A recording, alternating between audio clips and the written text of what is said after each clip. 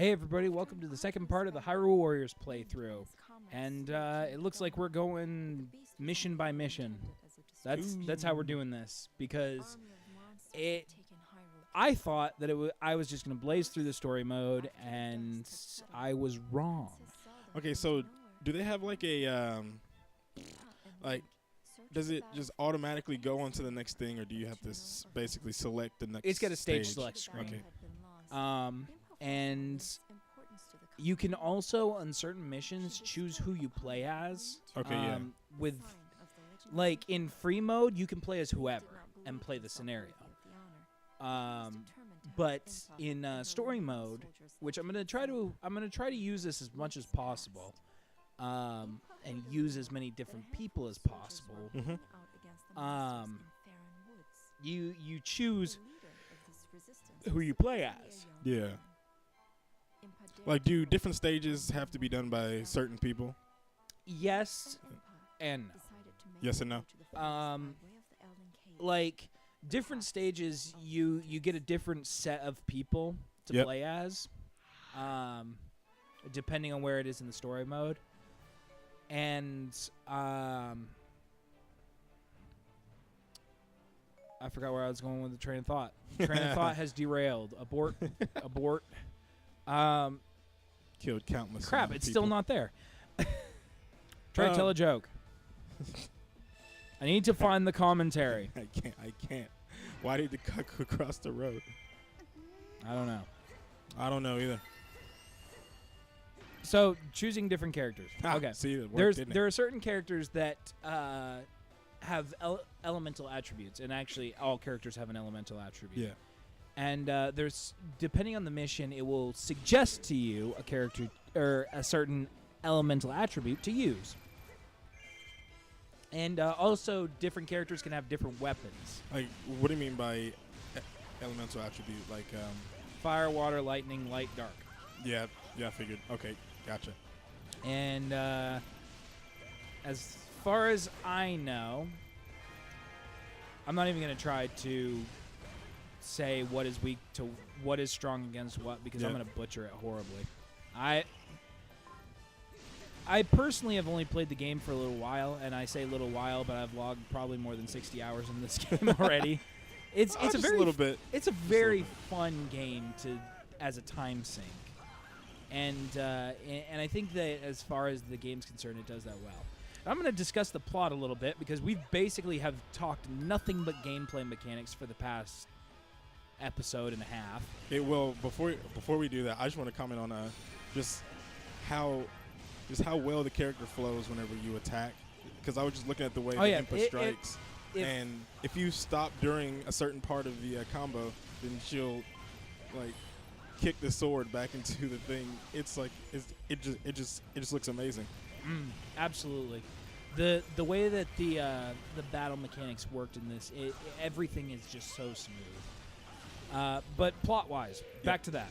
Yeah. So what we have is this evil wizard who was attacking Hyrule Castle, and that was what happened in the first mission. So then Zelda disappeared. Ooh. Big surprise. Of course. There. So did Zelda have like a premonition? Yes. Okay. Yeah, I figured. She had a vision. Yeah. She was really feeling it. She was really feeling it, of course.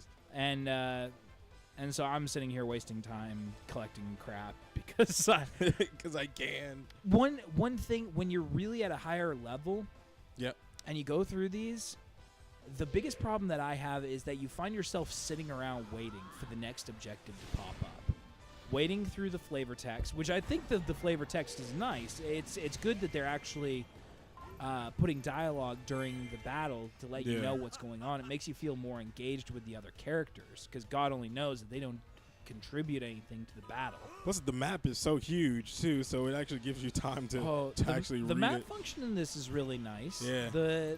It serves its purpose well. I do find myself, particularly in this map, getting confused ever so often. Yeah. Whenever I first played it with you, it kind of took me a little while to get used to moving around on the map, because I'm used to maps like turning whenever you turn, but Oh, Trey, all spoiled over here. Back in my day, we didn't have maps that turn. That's just the type of games I've played. It just the map automatically turned with you, and I'm not used to like stationary maps. Yeah, that like especially when you have a cursor for your player. Yeah. And it doesn't, and it's constantly changing. Like it didn't take me a long time to get used to, but it's like yeah. So that segues. That segues Stuttering quite is my nicely into, well, that would have segued quite nicely into the fact that this game does have a co-op mode. Yes. And you can actually play co-op on any of the modes, I found out. Which is really interesting because it actually uses the gamepad. And like one player can play on the screen, the other one can play on the gamepad. We both can't talk today. You know what? I'm going to go off on a little tangent here. Yeah.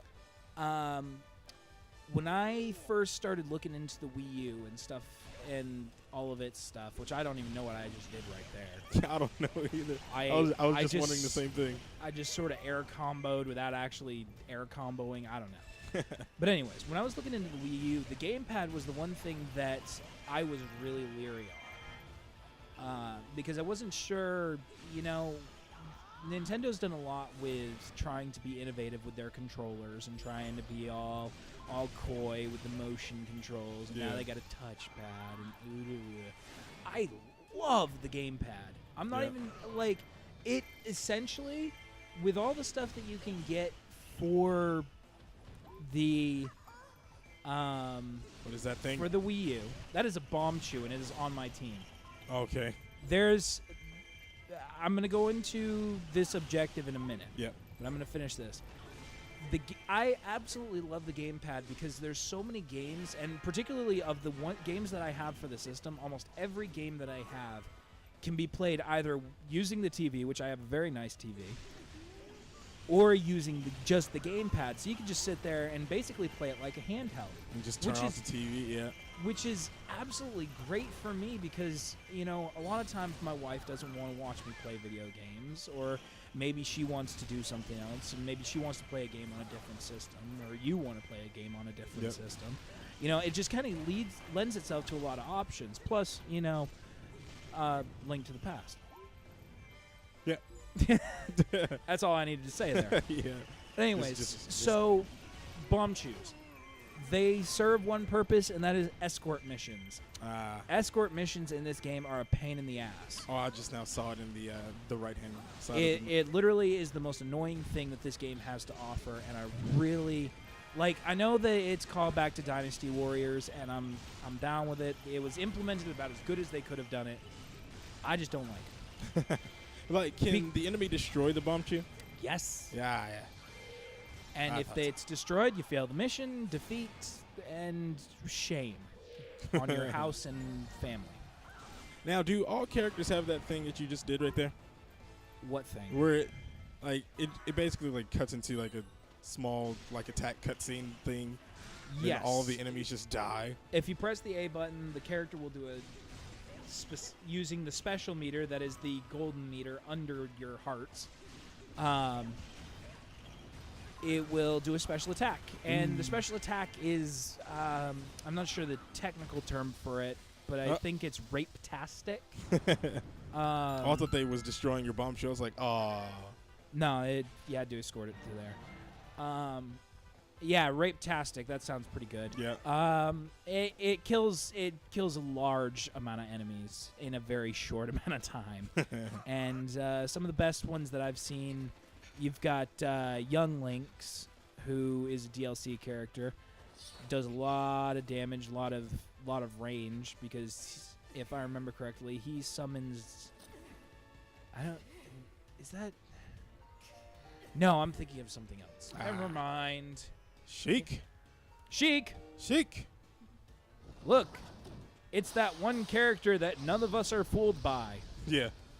We know who you are. The princess isn't dead. I've played Smash Brothers a time or two. And, Ocarina of Time. But, I'll tell you what, though. They try to play this angle so hard in this game, and I'm just sitting here chuckling softly to myself because there is somebody somewhere who is literally never seen a Legend of Zelda game and is playing this for the first time and is surprised about Sheik being Zelda. Oh, I'm sorry. Chris, what if someone didn't know that was watching this? Then they should be ashamed of themselves. Why should... Okay, even I knew. And I haven't really played a lot of Zelda games. Have you ever played a Zelda game? Not really. See? Heard it here, folks. Trey has never played a Zelda game, and he still knows that Sheik is Zelda. But I will play one eventually. I know exactly which one I'm going to play, too. Link to the Past? This one. No, I'm just kidding. No. I'm well, you've played. I'll tell you what. You've played a good amount of this. Yeah. You know, a lot of it's been co-op because you've been busy with other stuff. But you know this. Go for it. I was gonna say, you know, I actually kind of. Oh no, I didn't. Okay, whenever you do play co-op with this, the only thing that I didn't like is that the quality drops a lot. Yeah, the poly count goes down pretty steep. It takes a nosedive. It's not really something that's like super distracting because it still operates at a smooth 60 frames, and you know, it still feels good to play. It just the resolution drops like crazy. Yeah. If you're used to just seeing this all the time and then it just does that, then you're like, Yeah, it's just not subtle enough to bother you. Well, you gonna get something? You're supposed to get a weapon here, like a special weapon, but I did not. Yeah, you already have it. I already have it. I have everything there is to offer. I like how every character has an animation for opening up chests. There's nothing more satisfying than watching Ganondorf kick a chest open. Does he really kick it open? I think so, if I remember correctly. That's great. Now I'm gonna go. I'm gonna talk to you about the weapons. You say you can get different weapons, can't you? Yeah, certain characters can have different weapons, which actually will alter their play styles. Mm-hmm. Certain, I think Link has the most different weapon types. He's got the Knight Sword and the Master Sword, which is essentially the same thing. Yeah. And then he's got the Fire Rod, which is amazing. I've never played it with that.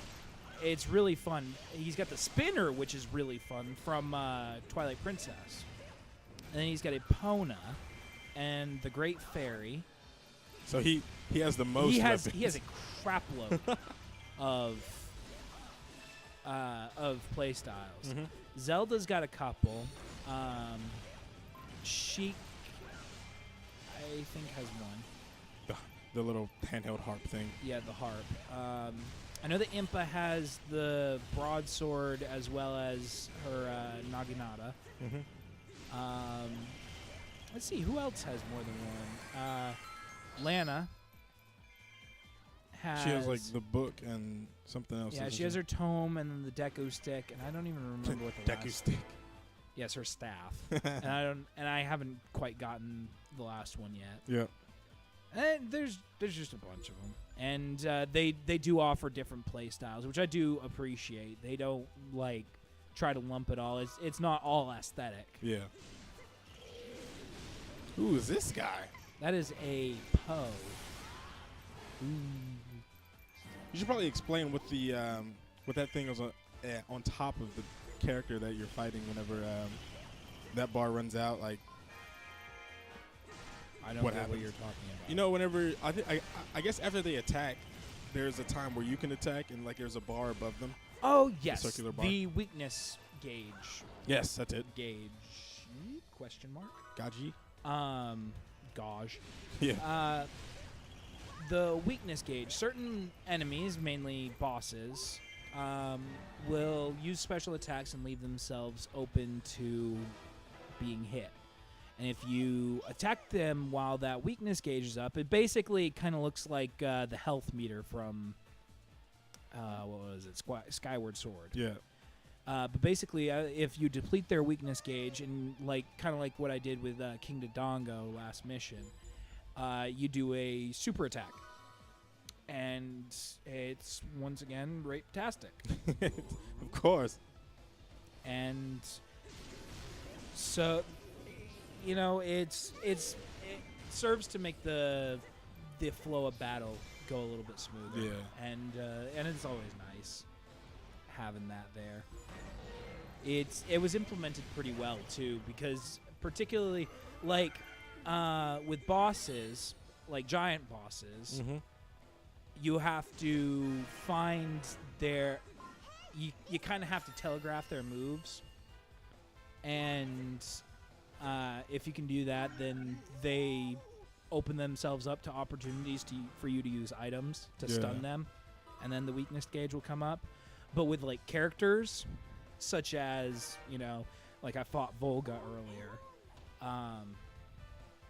but they will use certain special attacks and leave themselves up open after it. Usually for the character battles, it's a little bit harder, particularly with Volga, whose literally weakness gauge comes up for like 2 seconds, if that. Just it's there and it's not. And if you can get a hit in on him while he's got his weakness gauge up, you better count yourself pretty damn lucky. Yeah, like because I can't do it. Yeah, I like how one of the objectives popped up. So pretty. Yeah, I know. Like where you have to capture the central square and you already have it. And you're just like, yeah, that was what I mentioned earlier. That a lot of times, like if you know where to go next, you can just plow right through this game. Look at all the enemies. That was muscle memory right there. Nope. My muscle memory screws me up so many times when I'm recording because I want to skip cutscenes. Yeah. This is Wizrow, who is... Oh, look at that smile. Oh, those teeth. You got some purty teeth there, buddy. This is one of the villain's minions. Oh, yeah. Well, one of... See, I can't really explain because we haven't seen her yet. He's just a minion. He's just a guy that's causing us a bunch of crap. Right now. That's all he is at the moment, and he goes down like a punk because I am far too overleveled. Yeah, that's actually pretty cool right there. You have like a thing of water over his head. Yes, Poor but guy. if your weapon has the water element, if you use water attacks. That I believe will make it so that they can't really attack you as well. It's actually really cool. I really don't remember, and I would rather not say too much about it because with games I would rather be accurate and Impa is one of my favorite characters to use, but in her Naginata form. Yeah. With that weapon, she absolutely destroys enemies. Pierces shields, fast-paced, large area attacks. Absolutely, everything is gone. It's miserably powerful. Yeah, I like how there's so much going on the screen, but there's no slowdown whatsoever. It's absolutely amazing. There's so many enemies.